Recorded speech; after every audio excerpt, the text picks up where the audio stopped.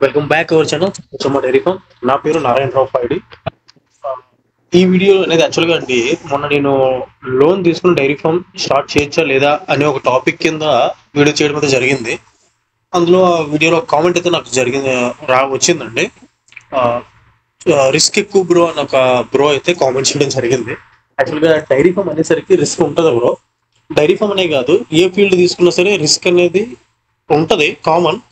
అయితే బిజినెస్ వచ్చేసరికి రిస్క్ అనేది ఎలా ఉంటుందంటే 90% రిస్క్ ఉంటుంది బ్రో, 10% సక్సెస్ ఉంటుంది. జాబ్ ఫీల్డ్కి వచ్చేసరికి రిస్క్ అనేది 50-50 ఛాన్స్ రిస్క్ అనేది. నేనేం చెప్తున్నానంటే, రిస్క్ అని ఎందుకన్నానంటే బ్రో, నువ్వు యాక్చువల్గా రిస్క్ అన్నావు, లోన్ తీసుకొని చేస్తే రిస్క్. ఒకవేళ కట్టకపోతే లోన్ రికవరీ అది ఇది అని చెప్పి, కట్టకపోవడానికంటూ ఏం ఉండదు బ్రో. ఎందుకంటే అక్కడ ఆటోమేటిక్ జనరేట్ అవుతుంది, ఇన్కమ్ జనరేట్ అవుతుంది కాబట్టి నువ్వు దాన్ని కట్టగలుగుతావు. అందువల్ల రిస్క్ అనేది కొంచెం తక్కువే. కాకపోతే చాలా మంది డైరీ ఫార్మ్స్ అయితే ఫెయిల్యూర్ అవ్వడం వల్ల మీకు అలా అనిపించవచ్చు రిస్క్ ఎక్కువ ఉందని. ఇంకా జాబ్ పర్పస్ నుంచి వస్తే నేను మీకు ఒక ఆర్టికల్ చూపిస్తాను. ఆర్టికల్ మీరే చదవడం. ఆర్టికల్ మొత్తం చదువుతాం, మీకు ఒకటి సింపుల్ గా ఎక్స్ప్లెయిన్ చేస్తాను చూడండి. రీసెంట్ గా బెంగళూరులో 16th జూన్ నుంచి, maybe June July something date idea లేదు, 16th జూన్ వెళ్ళండి. 16th జూన్ నుంచి కూడా ర్యాపిడో, ఓలా, యూబర్, ఈ మూడింటిలో కూడా బ్యాన్ చేయడం అయితే జరిగింది. ఎందువల్ల లోకల్ ఎవరైతే ఆటో రిక్షా వాళ్ళు ఉన్నారో, క్యాబ్ వాళ్ళు ఉన్నారో, వాళ్ళందరూ హైకోర్టుకి వెళ్ళడం జరిగింది. ఒక యూనియన్ ఏర్పడి మాకు వీటి వల్ల బేరాలు రావట్లేదు, కస్టమర్స్ మా దగ్గర రావట్లేదు, అందరూ కూడా ఆన్లైన్ కస్టమర్స్ కి ఇదే పేరు దీంతో చెప్పడం జరిగింది. కాబట్టి వాళ్ళందరూ ఆటోమేటిక్గా వెళ్ళి హైకోర్టుకి వెళ్ళకుండా హైకోర్టు అనేది స్టే ఇచ్చింది. 16th జూన్ నుంచి కర్ణాటక బెంగళూరులో ర్యాపిడా, ఊబర్, ఓలా ఈ మూడు సిస్టమ్స్ కూడా బ్యాండ్ అని చెప్పి కర్ణాటక అయితే చెప్పడం జరిగింది. అందువల్ల మాక్సిమం ఈ ఆన్లైన్ ప్లాట్ఫామ్స్ నడిపించే వాళ్ళు ఎవరు ఉంటారంటే బీటెక్ స్టూడెంట్లు అండి. ఎవరైతే బీటెక్ కంప్లీట్ అయ్యి ఇంటికాడ ఖాళీగా ఉన్నారో, జాబ్ పర్పస్ మీద, జాబ్ సెర్చింగ్ మీద వేరే స్టేట్కి వెళ్ళి ఇలా పార్ట్ టైం జాబ్ కింద చేస్తూ జాబ్ సెర్చింగ్ చేస్తూ ఉంటారు. అందువల్ల వాళ్ళందరూ చాలా మంది ఫ్యామిలీస్ అండి దీనివల్ల ఎఫెక్ట్ అయ్యాయి. అరౌండ్ 16 lakhs మెంబర్స్ వరకు ఎఫెక్ట్ పడ్డది. ఒక్క స్టేట్ లో 16 lakh మెంబర్స్ మీద ఎఫెక్ట్ పడ్డదంటే, ఓలా, యూబర్, ఓలా మూడు సంస్థలు ఆపేయడం వల్ల 16 lakhs అండి. అప్పుడు అదే మన తెలుగు రాష్ట్రాల్లో ఆపీలో ఉంటే ఎంత ఎఫెక్ట్ పడుతుంది? మీ ఫ్రెండ్స్ లో ఎంతమంది హైదరాబాద్ వెళ్ళి జాబ్ సెర్చింగ్ అని చెప్పి ఓలా, యూబర్ లో పనిచేస్తారు? ఒకసారి అడగండి. ర్యాపిడో ఇవన్నింటిలో కూడా ఒకసారి కనుక్కోండి.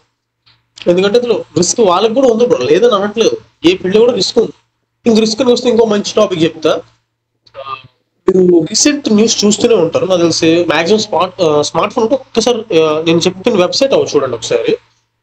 ఏ లేటెస్ట్ ఏఐ న్యూస్ అని చెప్పి ఒకసారి చూడండి.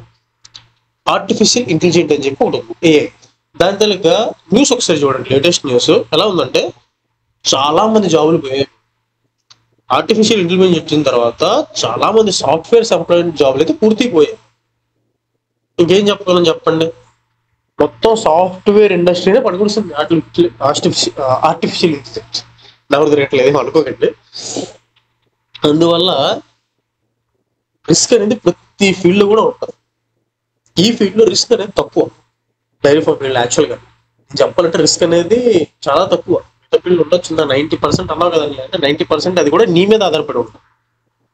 మిగతా ఏదంటే అంతా ఏంటంటే రిస్క్ ఎలా ఉంటుందంటే, వేరే వాళ్ళ మీద నీ లైఫ్ ఆధారపడి ఉంటుంది. ఒక డైరీ ఫార్మ్ ఫీల్డ్ లోనే 90% రిస్క్ కూడా నీ మీద ఆధారపడి ఉంటుంది. అది డైరీ ఫార్మ్ రిస్క్, 90% రిస్క్. ఈ మాట ఎందుకన్నా మీరు ఒకసారి చెప్తాను, క్లారిటీగా ఉండండి. ఇప్పుడు ఆ సంస్థలన్నీ పోయాయి కదా బ్రో, ఎవరి వల్ల పోయాయి? వేరే వాళ్ళ వల్ల. సమ్ ఎక్స్ అనే క్యాండిడేట్ వల్ల జెడ్ అనే క్యాండిడేట్ మీద ప్రెషర్ పడి వై అనే క్యాండిడేట్ జాబ్ పీకేశాడు. ఎవరి మీద ప్రెషర్ పడ్డది, ఎవడు వేసాడు, ఎవడ జాబ్ పోయింది? ఎక్కడనే ఏమైనా లింక్ ఉందా? లేదు. ఇప్పుడు నీ విషయానికి వస్తే డైరీ ఫామ్ లో 90% రిస్క్ అన్నా. ఎందుకన్నా? మీరు చెప్పింది రిస్క్ ఎక్కువ బ్రో అన్నారు, కానీ ఎవరి మీద ఆధారపడి ఉంది? మీ రిస్క్, మీ హార్డ్ వర్క్ మీ మీదే ఆధారపడి. సర్కిల్ మీ చుట్టూ తిరుగుతుంది, నువ్వు చేస్తేనే చేయగలవు, లేదంటే చేయగలవు. రిస్క్ అనేది నీ చేతిలో ఆధారపడింది. నీ డైరీ ఫామ్ సక్సెస్. నువ్వు గెలవాలనుకుంటే కష్టపడు, గెలు, లేదా వదిలే, పోతాం.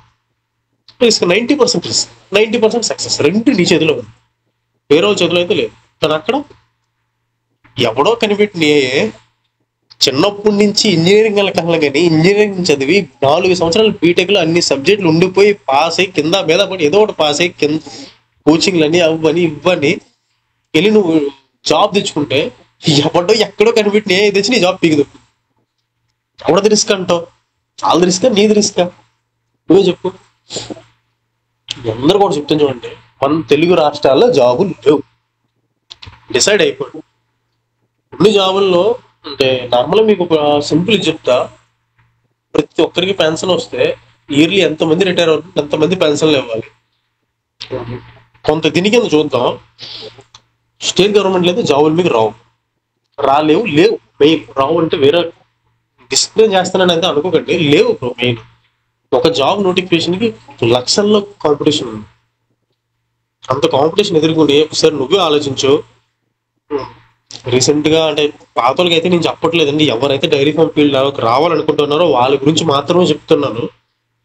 నేను ఎందుకు చెప్తున్నా కూడా ఒకసారి మీకు నేను క్లారిటీ ఇస్తాను ఈ వీడియోలో. ప్రతిసారి నువ్వు డైరీ ఫామ్ అంటావన్నా ఏముందన్నా ఈ డైరీ ఫామ్ ఫీల్డ్లో కష్టం నష్టం తప్ప ఇంకేం లేదని అనుకుంటారు చాలా మంది. వాళ్ళందరి కోసం అయితే నేను ఒకటి చెప్తాను. ఇప్పుడు ఈ వీడియోలో క్లారిటీ ఇస్తాను. నువ్వు పడుగు లెక్కనే ఒకసారి మీ ఇంట్లో చూడు. మ్యాక్సిమం ఈ ఫీల్డ్లోకి ఎవరు రావాలనుకుంటారండి? అంతే ఎంతో ఉన్నోలే రావాలనుకుంటారు, నేను లేనోలే రావాలనుకుంటారు తప్ప గట్టిగా ఉన్నోళ్ళు ఎవ్వరూ రావాలనుకోరు. ఏదో బిజినెస్ పెడదాం, నలుగురిని మన కింద పని చేయిస్తాం, నలుగురితో వాళ్ళ చచ్చి పని చేయించే రకమే ఉంటారు తప్ప పని చేసే రకం ఎవరు ఉంటారండి. ఇప్పుడు సపోజ్ నేను ఒక ఎలక్ట్రికల్ షాప్ పెట్టాను అనుకోండి, నాకు ఇద్దరు వర్కర్లు ఉంటారు. నేను అలా చేరేసుకుని కూర్చొని అది తీసుకొస్తాను, ఇది తీసుకొస్తాను. గ్రౌండ్ వర్క్ ఎవరిదండి? ఆడది. వర్కర్ ఎవరైతే ఉన్నాడో ఆడది.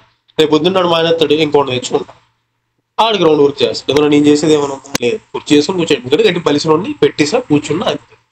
వేరే షాప్ ఏదో పెట్టేస్తాం, బట్టల షోరూమ్ పెట్టా, సేల్స్ మ్యాన్ ఒకడు ఉంటాడు, 2-3 సేల్స్ మ్యాన్లు ఉంటారు, మేనేజర్ ఉంటాడు, అకౌంటెంట్ వాడు ఉంటాడు. నాడే కుర్చీ చేసుకుని కూర్చోడు, వాళ్ళు చూసుకుంటారు, నేను తీసుకుంటాను, వాళ్ళకి ఇస్తాను.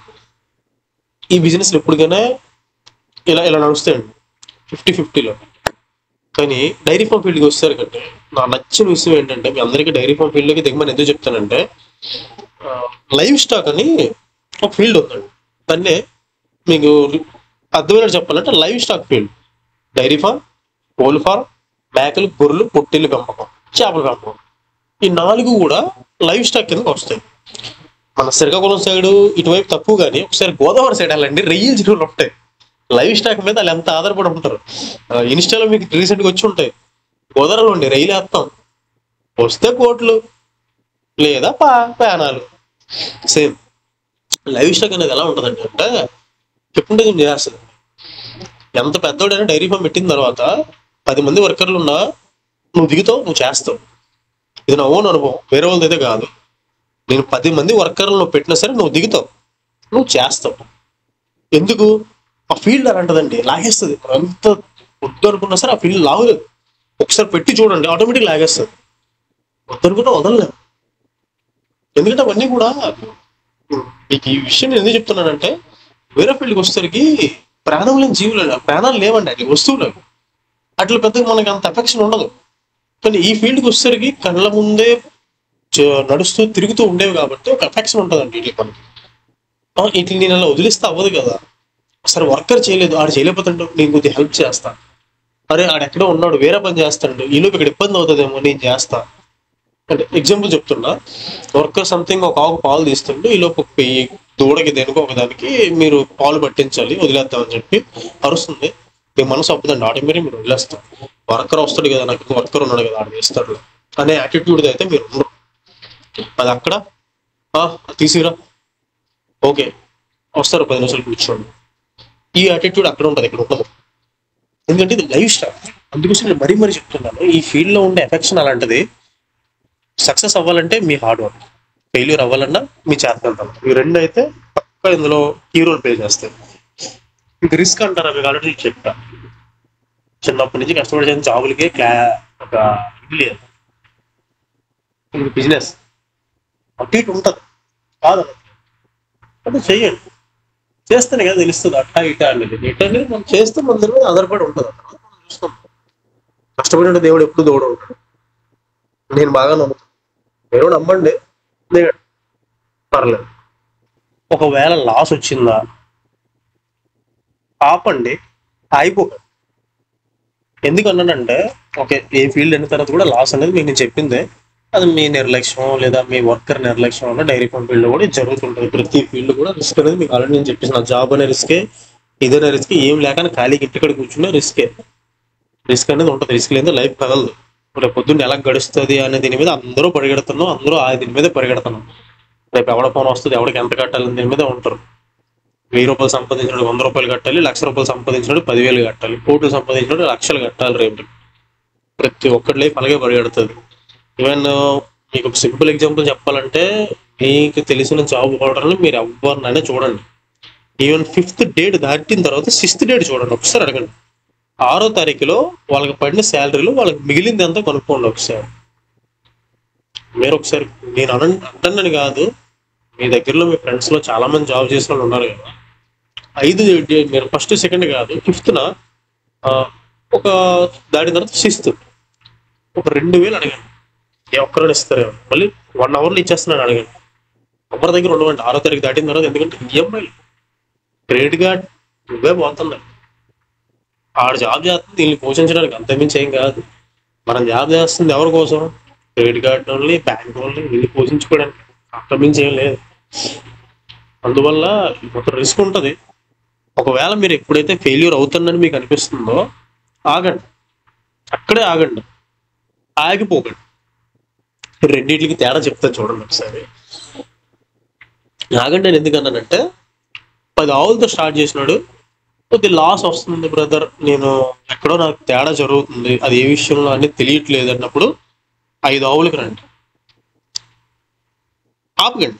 5 ఆవులకు రండి, 5 ఆవుల్లో మెయింటైన్ చేయండి, ఆఫ్ డేస్లో.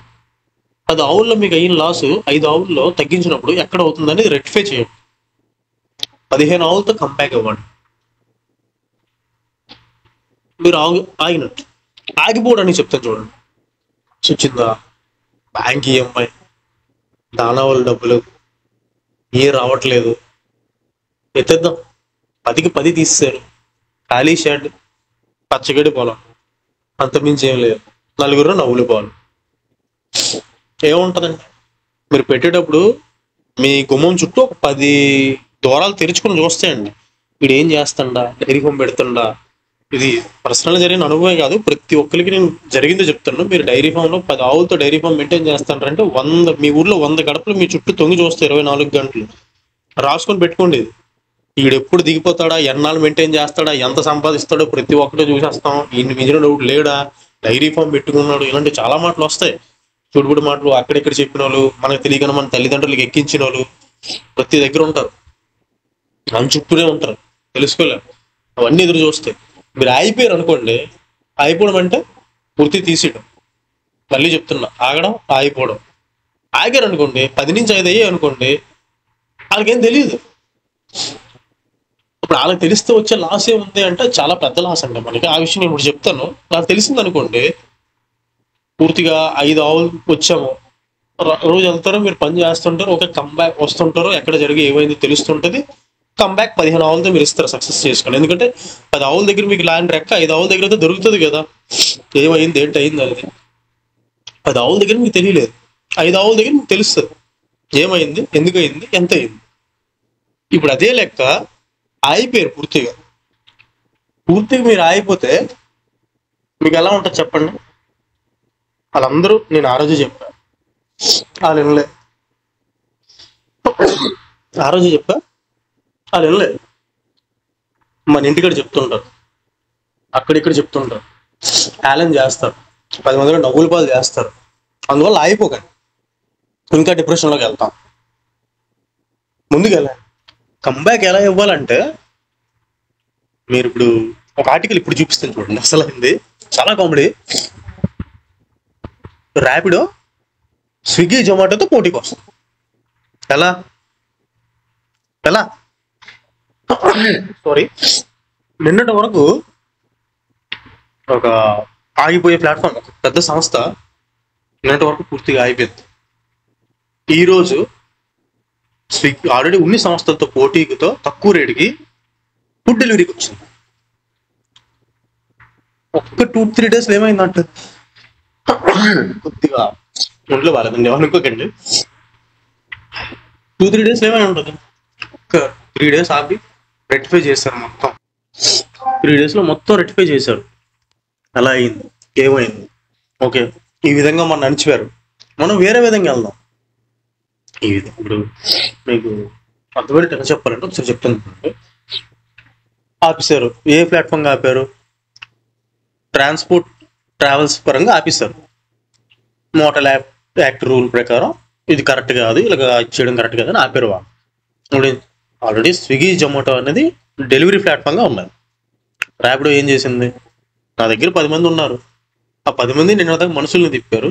ఇప్పుడు వాళ్ళతో పాటు పోటీకి నేను దించుతా, తక్కువ రేట్తో దించింది. ఇంకా లాస్ ఎవరికి? ర్యాపిడోకి ఎలాంటి లాసు లేదు. అలాగే మనం ఇప్పుడు ఎంత 10 ఆవులతో స్టార్ట్ చేసినప్పుడు లాస్ వస్తున్నప్పుడు 5 ఆవులతో మెయింటైన్ చేసి చూడండి, రెక్టిఫై చేయండి, క్యాలిక్యులేషన్ చేయండి. ఆటోమేటిక్గా లాస్ ఎక్కడ వస్తుందో తెలుస్తుంది. దాన్ని మనం కంబ్యాక్ ఇచ్చుకుంటూ 15 ఆవులతో వాళ్ళ ముందే కంబ్యాక్ ఇవ్వాలి. దాన్ని సక్సెస్ అంటారు.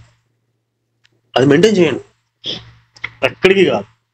నేను మళ్ళీ మీకు చెప్తున్నాను, మాట్లాడితే డైరీ ఫామ్ కొత్తగా చూస్తున్న ప్రతి ఒక్కరు అనుకుంటారు ఏంటి మాట్లాడితే డైరీ ఫామ్ అంత వస్తుంది ఏం రాదు. డైరీ ఫామ్ ఏం రాదు. ఒక్కటైతే మాత్రం మీరు మైండ్లో పెట్టుకుంటారు, డైరీ ఫామ్లో ఏం రాదు.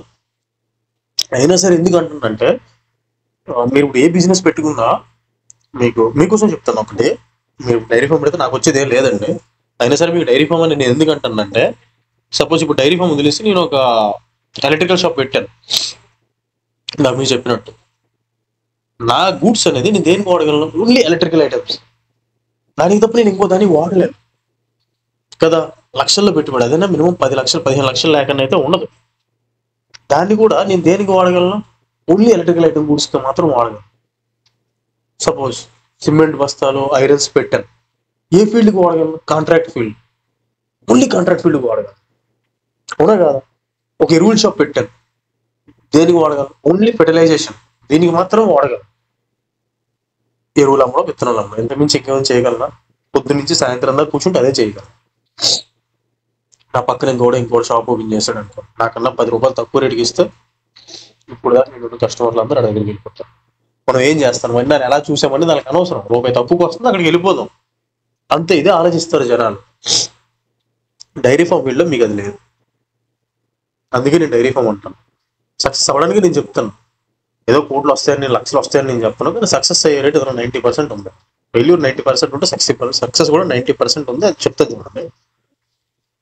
ఎందుకనేది, ఇప్పుడు సపోజ్ ఇక్కడ డైరీ ఫామ్ ఉంది, ఎక్స్ అని డైరీ ఫామ్ ఓపెన్ చేశాడు, జెడ్ అనే ఏరియాలో ఎక్స్ వై సంథింగ్ వీళ్ళిద్దరూ డైరీ ఫామ్ మెయింటైన్ చేస్తున్నారు. ఇందులో ఏబి అనేవాడు ఇద్దరు వచ్చారు మళ్ళీ కొత్తగా. ఏబి రావడం వల్ల ఎక్స్ వైకి ఏదైనా నష్టం ఉందా అంటే లేదండి. అదేంటి భయ్యా, నిన్నటిదాకా అక్కడ పాలు అమ్మారు కదా, ఇప్పుడు అక్కడ వచ్చి వీళ్ళు అమ్ముతున్నారు అంటే, ఇప్పుడు ఎక్స్ వై పాలు అమ్మారు నిన్నటి వరకు, ఏబి వచ్చారు వాళ్ళు పాలు అమ్ముతున్నారు. ఎక్స్ మూస్తాడు వచ్చి వాళ్ళు అమ్ముతున్నారు, మన రేటు పోయిందని చెప్పి ఎక్స్ తప్పుకున్నాడు. మిగిలింది ఎవరు? AB why. వైకంటూ ఇన్నాళ్ళ నుంచి అమ్ముతాడు కాబట్టి కొంచెం కస్టమర్లు గట్టిగా ఉన్నారు, ఒక బిల్డ్ వరకు చేశారు, ఓకే, కొంతమంది వదిలేరు. ఇప్పుడు ఏబి వచ్చారు, రేటు తక్కువ చేస్తాం, ఒకసారి 10 రూపాయలు 20 రూపాయలు తక్కువ చేస్తాం. ఇప్పుడు అందరికీ జరిగిందే. కొన్ని సంస్థలు ఉన్నాయి ప్రైవేట్ మన దగ్గర, కొంతమంది రేట్లు తగ్గించారు, చాలా మంది డైరీలు నష్టపోయారు. మన మెయిన్ శ్రీకాకుళం డిస్ట్రిక్ట్కి కొంతమంది సంస్థలు సపోర్ట్ చేశారు. చాలా మంది వాటిని నమ్ముకుని ఉన్న రైతులు కానీ డైరీ ఫార్మ్స్ కానీ సగం లేచిపోయి. వాళ్ళందరూ ఎందుకు లేచిపోయి నాకు అర్థం కావట్లేదు. మీ దగ్గర ఎవరి దగ్గర లేని ప్రోడక్ట్ మీ దగ్గర ఉందండి, మిల్క్ బేస్డ్ ప్రోడక్ట్, మిల్క్ అండి. ఇప్పుడు వేరే వాళ్ళు ఎవరైనా నేను ఇంత చెప్పినట్టు ఆ షాపులు అంటే ఓన్లీ ఆ షాప్ సామాన్లే అమ్మగలరు, మీరు అలా కాదు. ఎక్కడిదాకా పాలు అమ్మేవారు, వాడు పాలు తీసుకునేవాడు. ఈరోజు నేను ఆపిస్తాను, మీరు అప్పుడు ఏం చేయాలి? మీ దగ్గర ఉన్న పాలతో 20-30 ప్రోడక్ట్ తయారవుతాయండి. మీరు పాలు నాకే ఇవ్వాలని లేదు, వేరే వాడికి ఇవ్వండి. ఇప్పుడు ఎలక్ట్రికల్ ఐటమ్ నేను ఎవరికి అమ్మగలను? ఎలక్ట్రికల్ కాంట్రాక్ట్ ఐటమ్స్ ఎవరికి ఇవ్వాలను? ఓన్లీ బిల్డింగ్ పర్పస్ కింద అమ్మగలను. నిన్నటిదాకా మీరు నాకు పాలు అమ్మారు, ఈరోజు స్వీట్ షాప్ కూడా అమ్మండి, నాకే అమ్మండి నేను చెప్పట్లేదు కదా. ఓకే, ఎవరు తీసుకోవట్లేదు మీ దగ్గర పాలు, కాల్చుకుని నెయ్యి చేసి ఆన్లైన్లో అమ్మండి, స్వీట్ షాపులకి ఇవ్వండి, చాలా పర్పస్ కింద అమ్మొచ్చండి. ఎందుకంటే మీ దగ్గర ఉన్న ప్రోడక్ట్ ఏంటంటే అక్షయ పాత్రలు అండి. అందులో ఒక ఐటెం చేస్తే ఇంకొక ఐటెం, ఒక ఐటెం చేస్తే ఇంకొక ఐటెం వస్తూనే ఉంటుంది. ఒక్కో పాలు మజ్జిగ, వెన్న, నెయ్యి 3 తయారవుతాయి ఒకే పాలు. అక్షయ పాత్ర కదా చెప్పండి అది. నా దగ్గర సిమెంట్ గట్టలు తిత్తే అవుతుందండి, సిమెంట్ తిత్తే సిమెంటే అవుతుంది, వర్షం పడితే తడిసిపోయి పాడైపోతుంది. ఒకసారి గోడకేసిన సిమెంట్ మరి రాదు. కానీ మీ దగ్గర అదే మీరు మీ మైండ్ సెట్ మార్చుకోవాలండి. ఎంతసేపు కష్టపడకనే నేను పాలు తీస్తాను కూర్చున్నాను, పాలు ఎవరు కొనట్లేదు అంటే అప్పుడు ఉండదు. పాలు కొనట్లేదు, వేస్ట్ చేయడం ఎందుకు? రీసైకిల్ చేయండి అండి. రీసైకిల్ చేసి చేసి చేసి అమ్మండి. రీసైకిల్కి వాల్యూ ఉంటుంది ఈ రోజుల్లో. రీసైకిల్కి వాల్యూ ఉంది. ఎంత రీసైకిల్ చేస్తే అంత రేటు పెరుగుతుంది. చెప్పాలంటే ఎంత రీసైకిల్ చేస్తే అంత రేటు. గమనించండి, పాలు ఎంత లీటర్? 30, 40, 50, 60. 60 ఇప్పించలేదుగా. నెయ్యి 1200 కేజీ. సీజన్ బట్టి నెయ్యి రేటు మారుతూనే ఉంటుంది. మరి ఎందుకు కంగారు పడుతున్నారు? టైం పడుతుంది, అమౌంట్కి రొటేషనల్కి టైం పడుతుంది. బిజినెస్ అన్న తర్వాత రొటేషనల్ టైం పడుతుంది. ఏ బిజినెస్ అయినా అంతే. కాబట్టి మీరు అన్నీ ఆలోచించుకుని ఇది అవ్వక్కర్లేదు. సక్సెస్ ఆటోమేటిక్గా అవుతారు. మీరు ఎక్కడ ఫెయిల్యూర్ అయ్యారో అక్కడి నుంచో మొదలెట్టండి, ఆగండి, ఆగిపోకండి. నేను చెప్పింది అయితే ఇంత. రిస్క్ అనేది ఉంటుంది కుదర, మైండ్ నీకే రిస్క్ ఉంటుంది. ఏవి చెప్పినట్టు ఎందులో కూడా రిస్క్ ఉంటుంది, రిస్క్ లేక ఏది లేదు. కాబట్టి స్టార్ట్ చేయాలనుకుంటే మాత్రం మొత్తం క్యాలిక్యులేషన్ వేసుకుని స్టార్ట్ చేయండి. ఎక్కడి నుంచి మొదలెట్టి ఇక్కడికి రా, ఇక్కడి నుంచే స్టార్ట్ చేయండి. గ్రౌండ్ వర్క్ అనేది ఇంపార్టెంట్. ఎంత ఇది లేదనుకున్నా గ్రౌండ్ వర్క్ అనేది ఇంపార్టెంట్. ఆ ఒక్కటైతే మైండ్లో పెట్టుకొని ముందుకెళ్ళండి. సక్సెస్ రేట్ అయితే 100% ఉంటుంది. ఇలాంటి మరిన్ని వీడియోల కోసం అయితే మన ఛానల్ సబ్స్క్రైబ్ చేసుకోండి. ఎవరైతే మీ డైరీ ఫార్మ్స్ కొత్తగా స్టార్ట్ చేయాలనుకున్న ఫ్రెండ్స్ ఉన్నారో వాళ్ళకి మన వీడియోని షేర్ చేయండి. మన ఛానల్ సబ్స్క్రైబ్ చేసుకోమని చెప్పండి. ఎంతో కొంత వాళ్ళకి కూడా హెల్ప్ఫుల్గా ఉంటుంది. నేనేదో ఇది చేస్తానని అనట్లేదు. వాళ్ళ నా డైరీ ఫామ్లో అది అయ్యింది ఇది అయ్యింది అనేది చెప్పను, మీకు ఉపయోగపడినవే చెప్తాను. మొత్తం సెట్ చేసి అందుకోసం నేను ఇంతవరకు నా డైరీ ఫామ్ 1-2 సార్లు చూపించిన తప్ప ఎక్కువ నేను చూపించలేదు డైరీ ఫామ్ని. మాక్సిమం మీకు ఉపయోగపడేవి, మీ మోటివేషన్ ఇవ్వాల్సినవి చెప్తాను. ఇదే మోటివేషన్తో ముందుకు వెళ్దాం. నేనేదో మోటివేషన్ చేశాను అని చెప్పి అయితే మీరు ఇదైపోకండి. మీ కష్టం మీదే ఉంటుంది. ఏదన్నా జస్ట్ నేను బ్యాకప్ ఇస్తాను అంతే, అంతమించి ఏం కాదు.